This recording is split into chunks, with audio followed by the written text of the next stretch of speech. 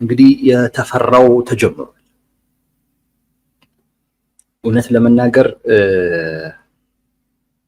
ይህን ነገር ለማስቀረት አግሬሲቭሊ በጣም ተንቀሳቅሷል ወይም ተንቀሳቅሻለሁ ብያና በጣም አግሬሲቭሊ ተንቀሳቅሻለሁ።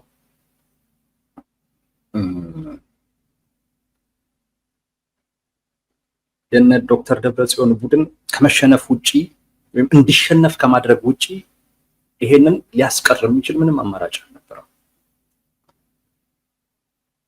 ምንም።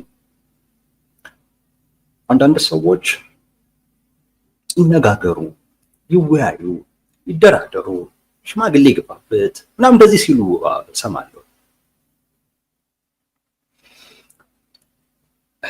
አንድ ፓርቲ ውስጥ የነበሩ ሰዎች ናቸው።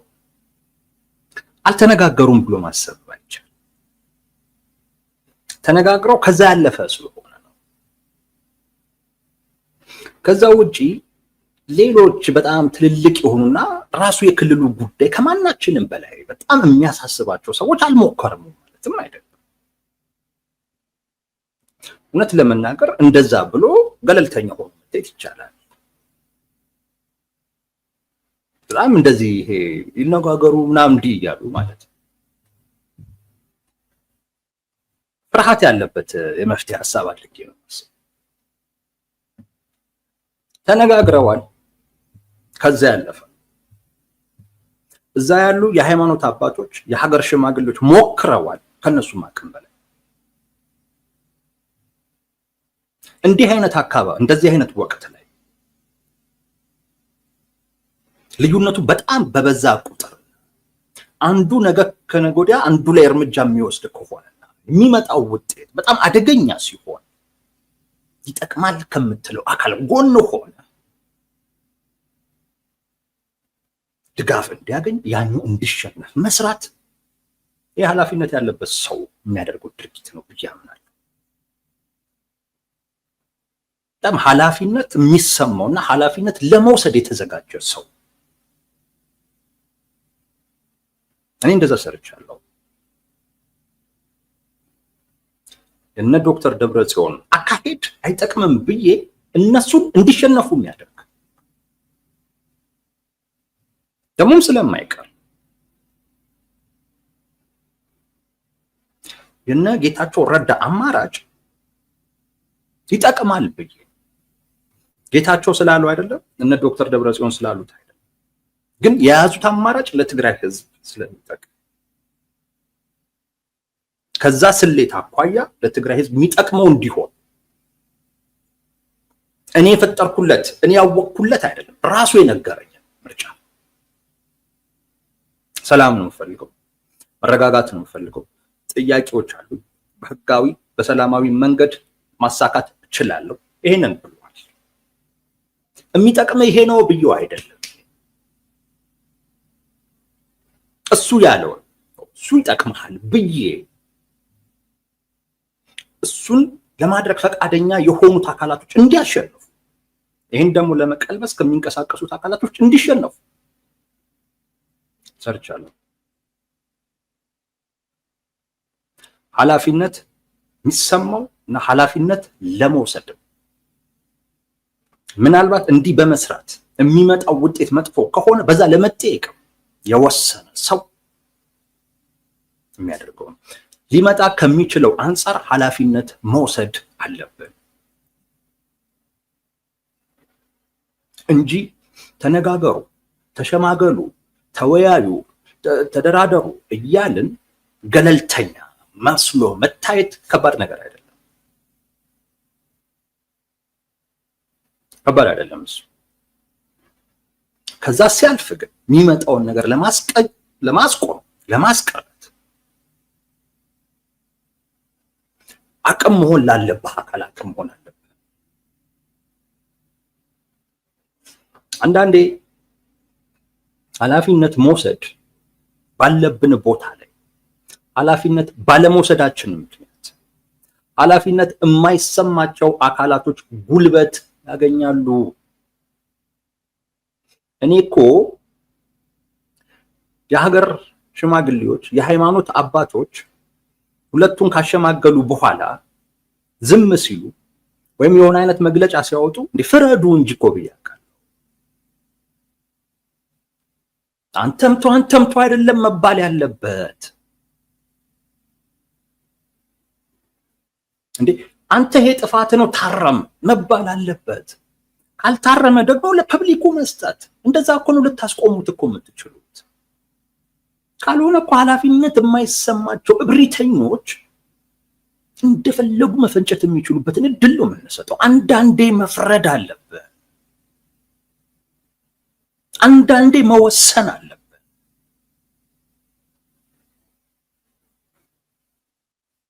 አሁን መጣ ተጀመረ።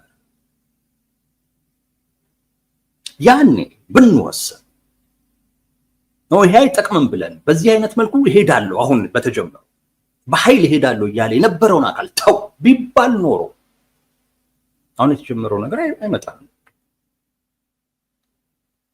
ጥቂቶች ነው ያሉት። አሁን ተጀምሯል። በኃይል ማህተም መቀማት ተጀምሯል። አዲግራት ላይ ሆኗል። ሌሎች አካባቢዎች ላይ ሆኗል። ነገ መቀሌ ላይ እንደሚሆን ይጠበቃል። ቀላል ነገር እንዳልሆነ ነው ማሳያችሁ። እነሱ ምናልባት በአጭር ጊዜ ውስጥ እናደርገዋለን ብሎ ያሰቡት ሊሆን ይችላል። በእርግጠኝነት ከፊት ለፊታቸው ያለውን የተደቀነውን ፈተና አላዩትም። ያኔ ማየትም እድል አልነበራቸውም። እሱ ይገጥመናልን ብለውም አላሰቡም። ግን ከባድ ፈተና ከፊት ለፊታቸው ግን ገጥሟቸዋል።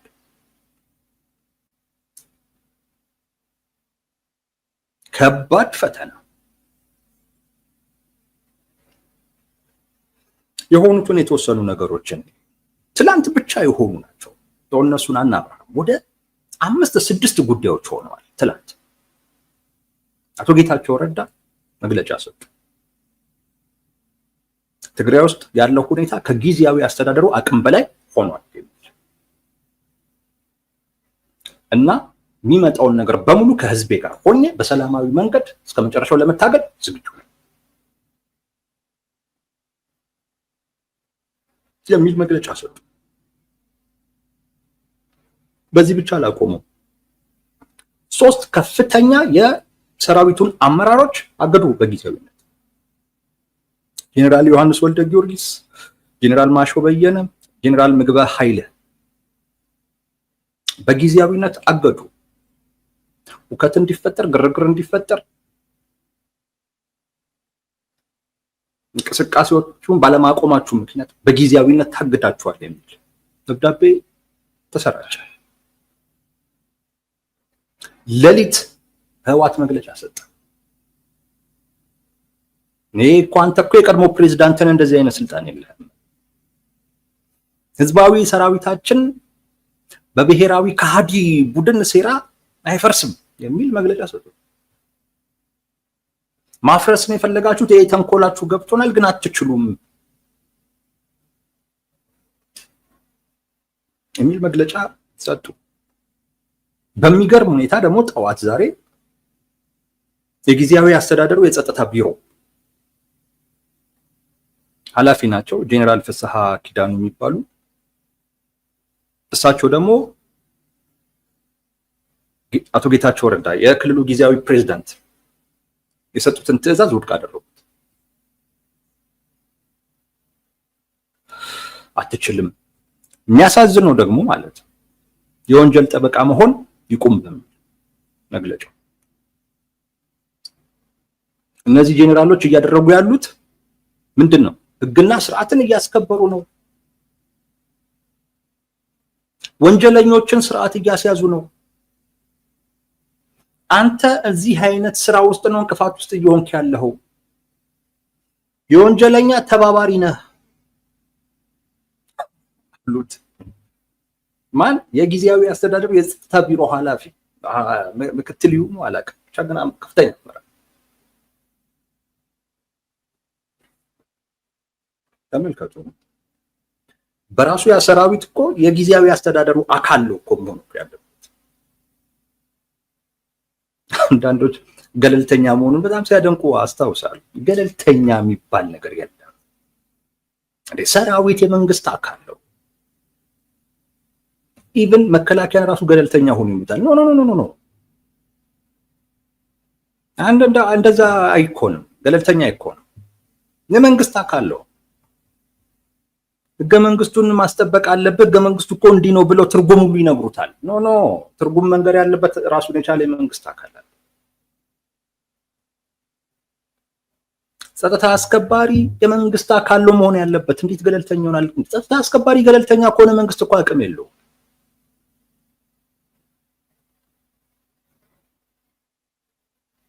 እና ገለልተኛነቱን ያደንቁ ነበር። ግን ገለልተኛነቱ ምን ይዞ እንደመጣ መሆንም ያልነበረበት። ከዛን ደግሞ የፕሬዝዳንቱ ጽህፈት ቤት ደግሞ እንዲሁ መግለጫ ወጣ።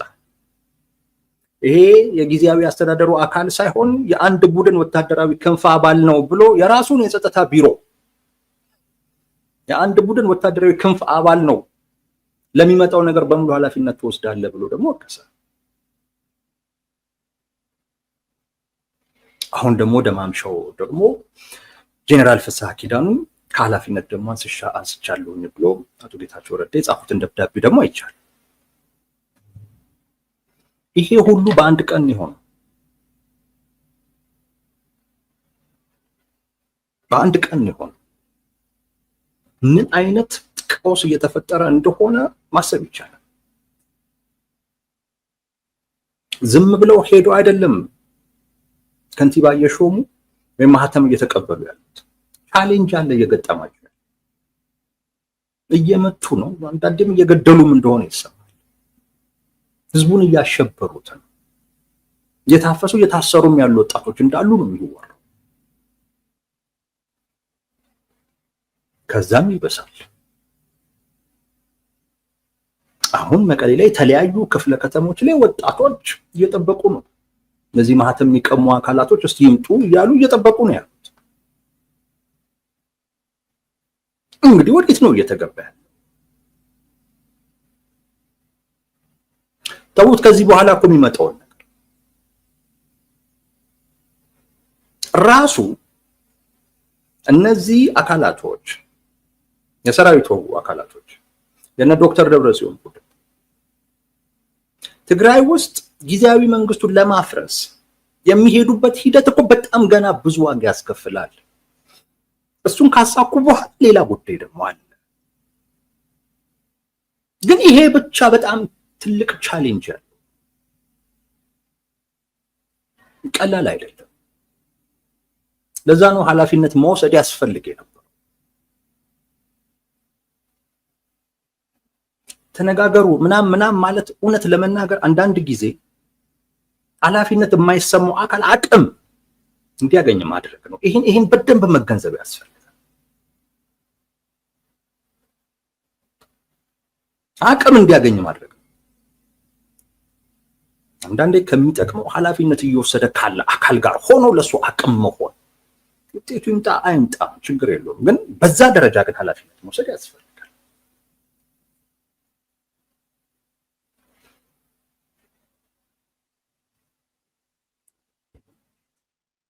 ምንድን ነው ፈተናው?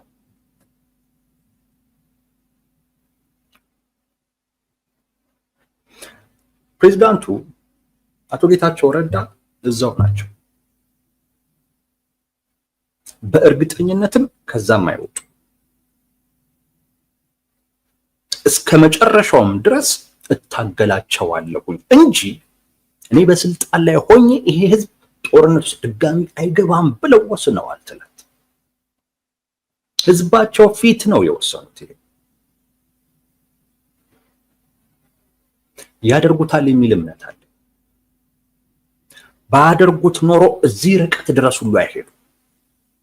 ይወራ እንደነበረው ከሆነ አዲስ አበባ ሁሉ ነበሩ። ትላንቱኑ ነው ወደ መቀሌ ሄዱት። አሁን መቀሌ ናቸው። የአፄ ዮሐንስን ልደት እያከበሩ ታይተዋል። እስከ መጨረሻው ድረስ ታገላለሁ። ተመልከቱ፣ ትግራይ ውስጥ የነቃ ማህበረሰብ ተፈጥሯል። እናንተ ልትመሩን አትችሉ። እናንተ ውጤት አልባ ናችሁ። እናንተ የተሸነፋችሁ ናችሁ። እናንተ የትግራይ ህዝብ የሰጣችሁን አደራ በአግባቡ መወጣት ያልቻላችሁ ናችሁ። አዲስ ነገር እንፈልጋለን ያለ የማህበረሰብ ክፍል ለውጥ እየጠየቀ ያለ ወጣት የተነሳሳ ለዛ ጊዜው የኔ ነው 50 እና ከዛ በላይ አመት ልትገዙ በፍጹም አይገባም። ከዚህ በኋላ የትግራይን ዕጣ ፈንታ በሚመለከት የኛን ዕጣ ፈንታ በሚመለከት ራሳችን እንወስናለን ያለ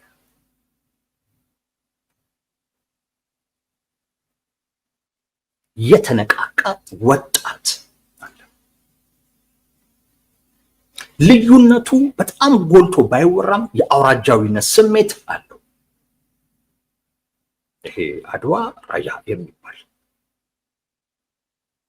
እንደዚህ አይነት ስሜት አለው። ስለዚህ ዝም ብለህ መተህ ማህተም ቀምተህ የሆነ ሰው ሾመ መሄድ የምትችልበት እድል የለም። የተነቃቃ ወጣት አለ። ለውጥ የሚፈልግ ወጣት አለ። ሞራል ያለው ወጣት አለ። ለምን? ፕሬዝዳንቱ እዛው ናቸው። ዝም ብሎ አያሳልፍህም። ዝም ብሎ አያሳልፍህም። ቀላል መስዋዕትነት የሚጠይቅ ጉዳይ አይደለም። ብዙ ደም ሊፈስ ይችላል። ትልቅ ቅራኔ ሊፈጠር ይችላል። እንዲሁ ዝም ተብሎ ፕሬዝዳንት ቀይረ መሄድ አይቻልም። ያን እሺ ብሎ የማይቀበል አካል አለ። ፕሬዝዳንቱም እዛ ያሉት ለዚህ አካል ሞራል ለመሆን ነው። ጥዬ አልሄድም ነው።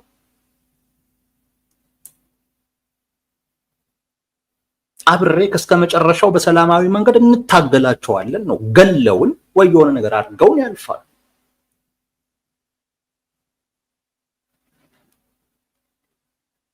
በአንድ በኩል ይሄን ማየት ነው።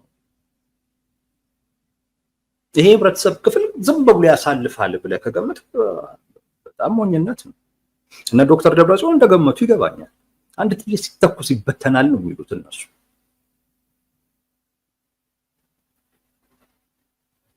ግን እንደዛ አይነት ቻሌንጅ አይደለም የሚገጥማቸው።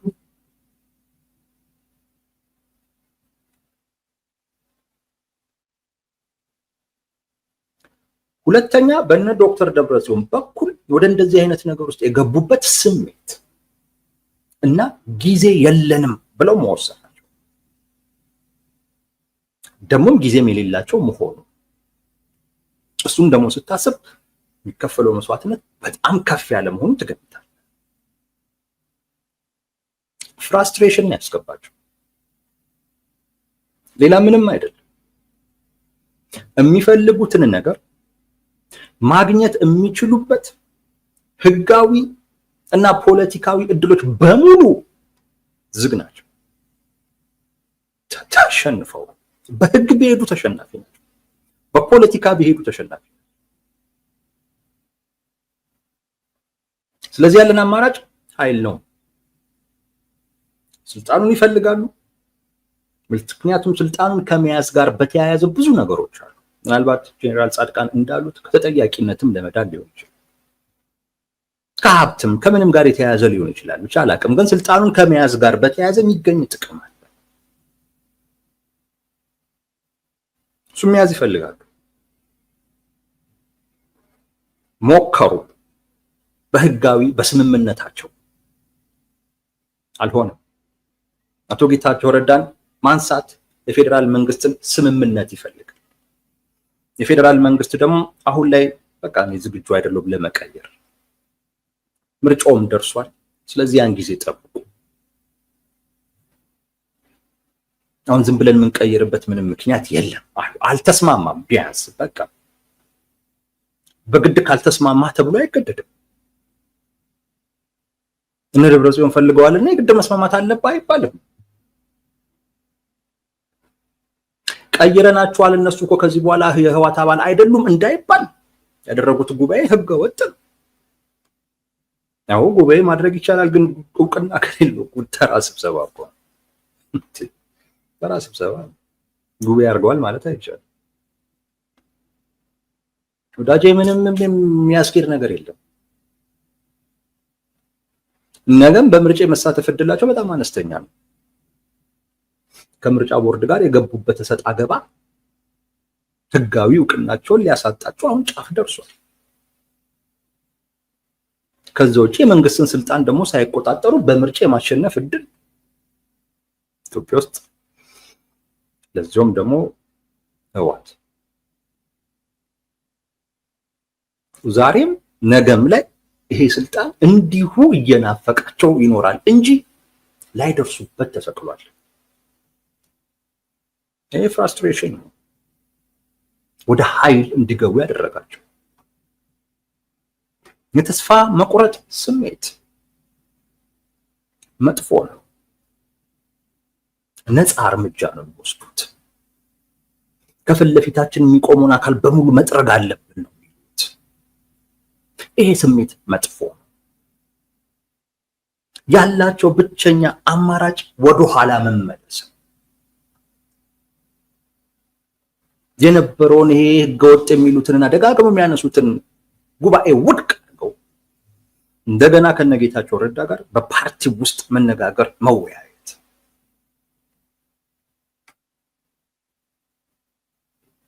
ብዙ ርቀት ወደ ኋላ መመለስ ያና ያደርጉት። ስለዚህ በኃይል የመጣው ይምጣ ብለው የገቡበት ነው። የመጣው ይምጣ ብለው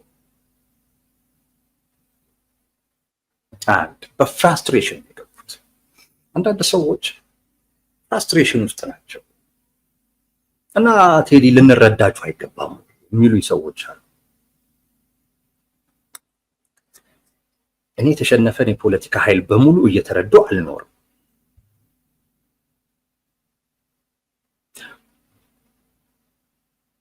በቃ የተሸነፈ የፖለቲካ ኃይል ለዚያውም በራሱ ስህተት በራሱ ድክመት ዋጋ መክፈል አለበት። ሊከፍሉ ይገባል። ደግሞም እንኳን ለህዝብ እንኳን የሚጠቅም አማራጭ እንኳን ይዘው እንኳን ቢሆን መልካም። ሰውን ልንረዳቸው አይገባም። እኛ ራሳቸው ሁኔታውን ሊረዱት ራሳቸው ሊረዱ ነው የሚገባው። እኛ የምንረዳበት ምክንያት የለም።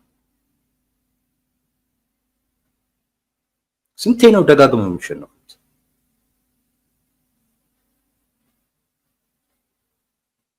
ከዚህ ውጭ እኛ ማንፈልገው አማራጭ በራሳቸው የወሰኑበትን አማራጭ እየተረዳን የምንደግፍበት ምክንያት ምንድን ነው?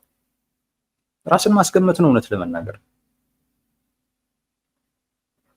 ራስን ማስገመት ነው።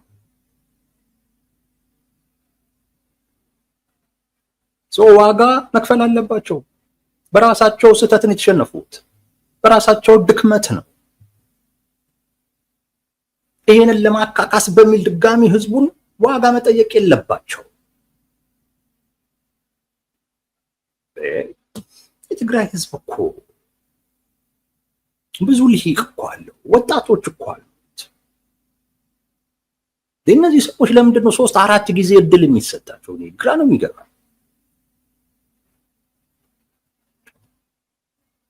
እንዴትስ ይጠይቃሉ? ድፍረቱን ከየት ነው? እምቢ ነው መባል ያለበት። እንደዛም ስለተባሉ ነው በጉልበት እየገቡበት። ስለዚህ ሊያደርሱት የሚችሉትን ጉዳት ማየት ይቻላል። ቅድም እንዳልኳችሁ እምቢ ያለ የህብረተሰብ ክፍል ነው ከፊት ለፊታቸው የሚገጥማቸው። ፍራስትሬሽን ውስጥ ያሉ መሆናቸው ለእንደዚህ አይነት ጉዳይ ልምድ የሌላቸው ነው። ህወሓት ልምድ የለውም። እምቢ ያለን አካል መምታት ነው የሚያውቀው። እንደዛ ነው የሚያውቀው። እስቲ እንግዲህ የህዝብን ፍላጎት ሲያከብሩ እናየዋለን። የህዝብ ሰራዊት የተባለው ማለት ካከበረ ሰየው። ግን እያየነው ነው ጅምሩ። እየገረፈ እየገፋ በር እየሰበረ ነው ማህተም የሚነጥቀው። በህዝቡ ላይ ያለ ፍላጎቱ የሚፈልገውን ኃይል የሚጭነው ሸዋሚ ሻሪ የሆነ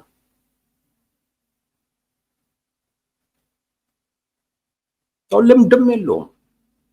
እንዲህ አይነት እምቢታን ትሪት ማድረግ የሚችልበት ኤክስፒሪየንስ የለው። ቅድም እንዳልኳችሁ ትዕግስትም የለው። ምክንያቱም ጊዜ የለው፣ ጊዜ የላቸውም። ቶሎ ብለው መቆጣጠር መቻል አለባቸው። ያን ካደረጉ ነው የሚመጣውን ነገር መቋቋም በትንሹም እንኳን እንችላለን ብለው ማሰብ የሚችሉት። ያን ሲያደርጉም ነው ከበስተጀርባቸው የላካቸውም አካል ሊተማመንባቸው ይችላል። እሱንም ማስደሰት የሚችሉት ያን ማድረግ ሲችሉ፣ ምክንያቱም እሱ ሙሉ የትግራይን አቅም ስለሚፈልግ።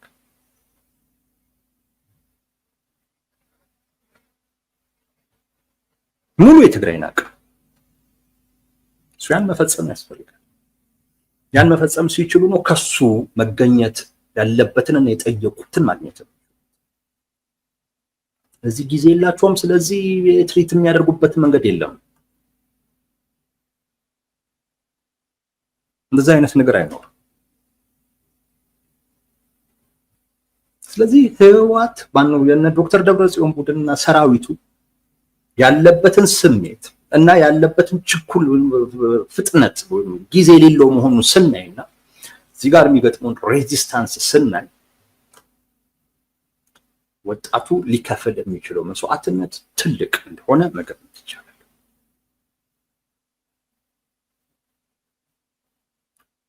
ሶስተኛ ማየት እንችላለን። አሁን እነ ጄኔራል ጻድቃን የፌዴራል መንግስት ጣልቃ እንዲገባ ጥሪ አቅርበዋል በዚህ ጽሁፍ ውስጥ። በነገራችን ላይ አቶ ጌታቸው ረዳም እንደዚሁ ከአቅሜ በላይ ነው ብለዋል። ግን የፌዴራል መንግስት አይገባም። እኔ እንደዛ አልገምትም። የፌዴራል መንግስት አዳኝ ሆኖ ነው መግባት የሚፈልገው። አይ ቲንክ ይመስለኛል እንደዛ በጣም ሲፈልግ የትግራይ ህዝብ የሚከፍለው ዋጋ በጣም እየበዛ ሲመጣ ያኔ ያ ማህበረሰብ እንዲቀበለውም ጭምር ስለሚፈልግ አዳኝ ታዳጊ ሆኖ የመምጣት ፍላጎት ያለው ይመስለኛል። ስለዚህ በዚህ ጊዜ ውስጥ ምን አይነት ዋጋ ሊከፈል እንደሚችል ማሰብ ነው ትግራይ ውስጥ። እኔ እነ ዶክተር ደብረጽዮን ከትግራይ ህዝብ አቅም በላይ ይሆናሉ ብዬ አልገምትም። እነሱ የስሌት ችግር አለባቸው። አሁንም ነገ ከነገ ወዲያ እናደርጋለን በአንድ ጊዜ ብለው ነው የገቡበት፣ ግን አይደለም። ምናልባት ከያዙትም በኋላ ስልጣኑን ራሱ ከያዙት በኋላ የማስተዳደር እድልም የላቸው። በብዙ መስዋዕትነት ነው የሚደርሱበት። ትልቅ ቅራኔም ነው የሚፈጥረው። ከዛ በኋላ የዛን ህዝብ ድጋፍ ያገኛሉ ብሎ ማሰብ አይቻልም። እነዚህ ሰዎች የስሌት ችግር አለባቸው ከድሮም። አሁን ደግሞ በጣም እየባሰ የመጣ ጥያቄዎችን ጠይቀው ሊመልስ የሚችል የመፍትሄ አማራጭ አይደለም ይዘው የሚመጡት። በሁለት በሶስት ቀን ውስጥ እንደዛም ሁሉ የሚያስቡ አይመስልም። 41 ቀን እናደርገዋለን ባይ ናቸው። ግን ከባድ ሬዚስታንስ ይገጥማል። እኔ ያንን ያልፉታል ብዬ አልገምትም። አቶ ጌታቸው ረዳ እዛ እስካሉ ጊዜ ድረስ የወጣቱ ሞራል ከፍ ያለ ነው የሚሆነው። ያቆማቸዋል የሚል እምነት ነው ያለኝ። አይ ቲንክ እሳቸውም ያንን የተማመኑት ወጣቱ መታገል እንዳለበትም ጭምር ነው ያሳሰቡት። እዛም የመገኘታቸው ሚስጥር ከዚህ ጋር የተያያዘ ነው። ደግሞ የሚያደርጉት ይመስለኛል ትርፍ ህይወት ነው የምኖረው ነው ያሉት። እንዴት አመንካቸው ምናምን ልትሉኝ ትችላላችሁ፣ ግን ሁኔታቸው ያን ያሳያል። ትርፍ ህይወት እየኖሩ እንደሆነና ይሄንን ኢፌክቲቭሊ መጠቀም አለብኝ ብለው እንደወሰኑ የሚያደርጓቸው እንቅስቃሴዎች ያሳያሉ። አሁን እኮ ይሾማሉ ይሽራሉ። አሁንም እኮ ሸብረክ እኮ አላሉ። አሁንም እኮ የመለሳለስ ነገር እኮ የላቸው። ኑ በመጣችሁት መንገድ አስተናግዳለሁ እኮ ነው። እኔ እንዲህ ፊት ለፊት ቆሜ ጠብቃችኋለሁ ኑ እኮ። ይሄ በወጣት ውስጥ የሚፈጥረው መነቃቃትና ሞራል ቀላል አይደለም። የትኛውም ሰራዊት ከህዝብ አቅም በላይ አይደለም። ያቆሙታል። እንዳሰቡት ቀላል አይሆንላቸው። አንድ ይሄ ነው በጣም መታሰብ ያለበት። ሁለተኛ በዚህም አይነት ሂደት ደግሞ ከመጡስ በኋላ ቅሬታ ቅራኔ ባለበት መልኩ ከዛ በኋላ ደግሞ የሚፋጠጡት ሌላ አካል እዛ ከደረሱ በኋላ ከመንግስት ጋር ለመደራደር ዝግጁ ነን የሚሉ ይመስለኛል። እንኳን መድረሳቸውንም ነው የምጠራጠረው። ግን እዛ ደርሰው ደግሞ ከመንግስት ጋር ለመደራደር ዝግጁ ነን የሚሉ ይመስለኛል በአንድ በኩል። በሌላ በኩል ደግሞ የማለት እድላቸውም ጠባብ ነው ብዬ አስባለሁ። ምክንያቱም ይሄን ነገር የፈለገው ሌላ አካል ነው። ስለዚህ እነሱ ብቻቸውን የሚወስኑት አይሆንም። እንደ ድሮ ቢሆን ብቻቸውን ይወስኑታል። አሁን ግን ብቻቸውን የሚወስኑበት አይነት ነገር የለም የለም። ስለዚህ ከዛስ በኋላም ተብሎ መታሰብ አለበት። ከዛስ በኋላ ይሄ ህዝብ የሚፈልጉትን አይነት ድጋፍ ይሰጣል። ፍላጎቱን ረግጠው ወግድ ብለውት ፍላጎቱን ገፍተውበት የራሳቸውን ጭነውበት ከዛ በኋላ ሊተባበር ነው። በብዙ ረገድ ሲታይ ብዙ የታሰበበት ነገር አይደለም። ነገር ግን የትግራይ ህዝብ የሚከፍለው ዋጋ መስዋዕትነት ያሳዝናል። አሁንም ቢሆን አረፈድም። አሁንም ይሄ ተነጋገሩ ምናምን እንደዚህ ያዋጣ አንዳንድ ጊዜ ጥፋተኛ ነህ አንተ መባል ይሞከራል እኮ ነው። ይሞከር እኮ ተነጋገሩ ተወያዩ ይባላል። እሱ ነገር ከሌለ ግን ከዛ ሲያልፍ በዛ ግን መፍታት ሳይቻል ሲቀር አንተ ነህ ጥፋተኛው፣ ይህን ድርጊትን አቁም መባል እኮ አለ። ፐብሊክሊ ህዝቡን እንዲያውቀው አድርጉ። ምክንያቱም ዳኝነት የሚሰጠው ህዝብ ነው። እሱን ደግሞ ሊያገኝ የሚችለው ከልሂቆቹ ነው። ይሄንን ነገር ከሚያውቁት ነው። ሁሉም ይሞክራሉ ዝም ነው የሚሉት። ህዝብ እንዴት በምን ይፈረድ? ያም ልክ ነኝ ይሄም ልክ ነኝ ነው። ስለዚህ አደባባይ ላይ ያለን ሰዎች ወይም የአደባባይ ሰዎች ነገሩን መዝነን ከህዝቡ ፍላጎትና ጥቅም አኳያ የሚጠቅምህ ይሄ ነው ብለን መንገር ካልቻለን፣ የማይጠቅም እንቅስቃሴ የሚያደርጉ አካላቶችን ተው ማለት ካልቻለን እኔ ምንድነው ታዲያ ማውራታችን ፋይዳችንስ ምንድነው?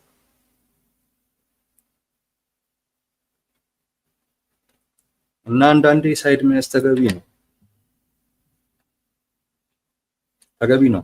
ብዙዎቻችን ይዘን ቢሆን ኖሮ እነ ዶክተር ደብረጽዮን አያደርጉትም አይደለም፣ ሊያደርጉት ይችሉ ነበር። ግን ባነሰ ሞራል ነበር ሊያደርጉት የሚችሉት።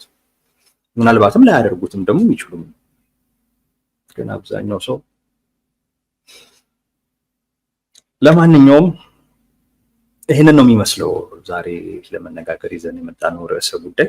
በሌላ ጊዜ ከዚህ ጋር የተያዙ ነገሮች እንደሚኖሩ እንጠብቃለን። እነሱን ይዘን እንመጣለን። ሌሎችም ደግሞ ካሉ እንደዚሁ በእነሱ ጉዳይ ላይ ውይይት እና ንግግር የምናደርግ ይሆናል። እስከዛው በያላችሁበት ሰላማችሁ ይብዛ። ጤና ይስጥልኝ።